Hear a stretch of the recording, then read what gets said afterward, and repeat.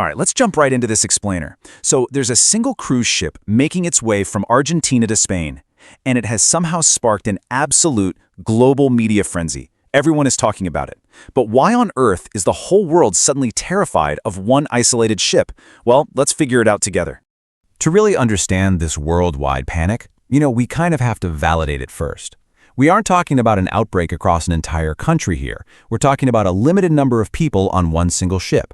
Yet the terror is literally sweeping the globe. Why? Well, it's the collective trauma of COVID-19. That pandemic left an estimated 7 to 15 million people dead worldwide, and it spared absolutely no one. We all remember exactly how COVID started, right? Just some quiet, ambiguous news out of China. Unclear details, a few sick people, and then bam, the entire world shut down. So honestly, it's completely understandable why any news of a new, relatively unknown virus on a ship triggers this instant, visceral panic. We're all just sitting here wondering, are we watching the prequel to another global lockdown? But the fear isn't just psychological. There are very real, very specific reasons why this particular outbreak is ringing alarm bells. Normally, hantavirus only spreads from rodents to humans. End of story. But what makes this specific situation so scary is that the strain on this ship, it's called the Andes strain, is one of these super rare types that can actually transmit from human to human. And because of this, infected travelers can unknowingly carry the virus right across borders. In fact, undiagnosed cases linked to passengers from this specific region have already popped up in Switzerland, England, France, and the US. People just traveled home normally, completely unaware, only to be tested later and found to be carrying the virus. And then we get to the numbers, and this mortality rate is genuinely terrifying.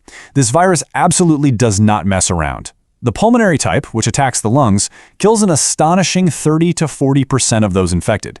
Think about that. And the second type, which causes severe kidney failure and internal bleeding, you might know it as hemorrhagic fever, has a fatality rate of up to 15%. Either way you slice it, the lethality of this virus is just incredibly high compared to the bugs we're used to dealing with on a global scale. Adding a whole other layer to the fear is just how stealthy this virus is. Up to 8 weeks. That is the potential incubation period. This means a person could contract the virus and go for up to 2 entire months without showing a single symptom. Just think about how much living you do in 8 weeks. You travel, you go to crowded conferences, you hang out at parties, you probably interact with hundreds, if not thousands of people. And during that massive window, an infected person could theoretically just be moving around society completely undetected. So the million-dollar question we really need to ask right now, the one driving literally all of those scary headlines, is whether we are looking at COVID 2.0. Are we doing 2020 all over again? Well, take a breath. Because despite the terrifying numbers we just went through, science actually tells a remarkably different and much, much more reassuring story.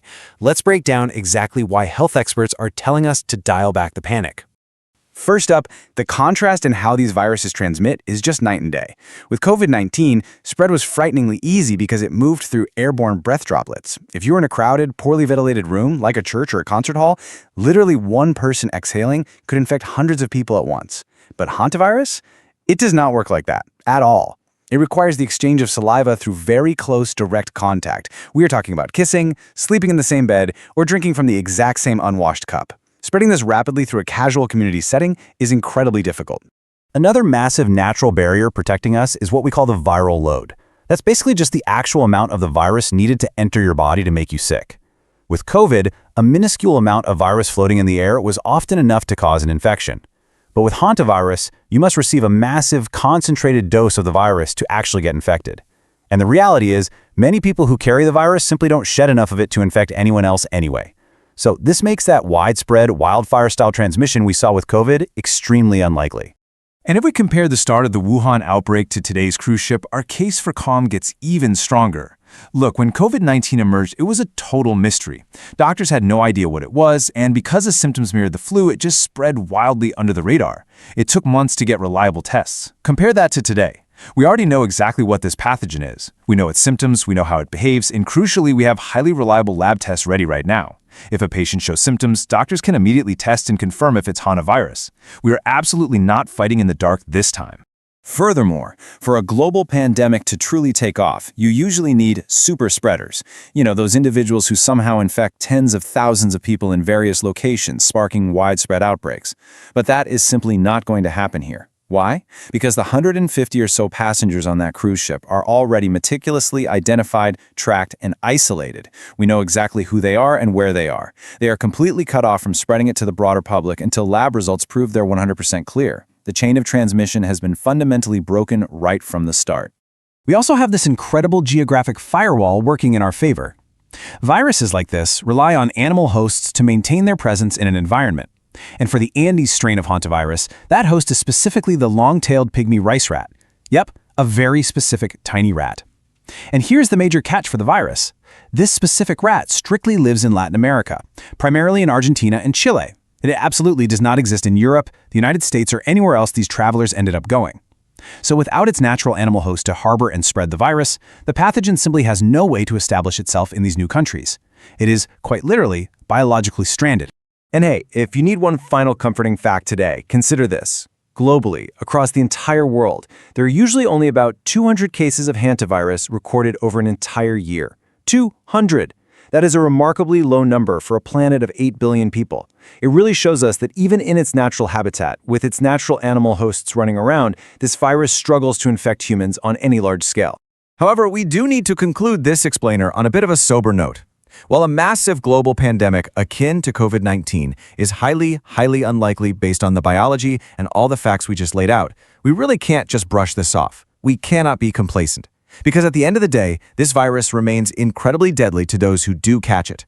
There are currently no vaccines available to protect us, and as with literally all biological entities, the potential for future mutations always exists. It could theoretically alter how it spreads down the line.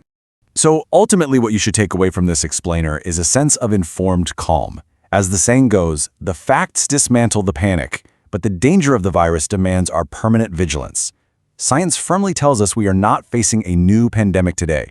The global panic is honestly misplaced, but at the same time, we absolutely must respect the lethal nature of this pathogen. It requires careful monitoring, proper health protocols, and a deep respect for the forces of nature. So as we watch the headlines evolve over the next few weeks, I want you to ask yourself, are we reacting to the reality of the virus itself, or are we simply reacting to the shadow of our own past traumas?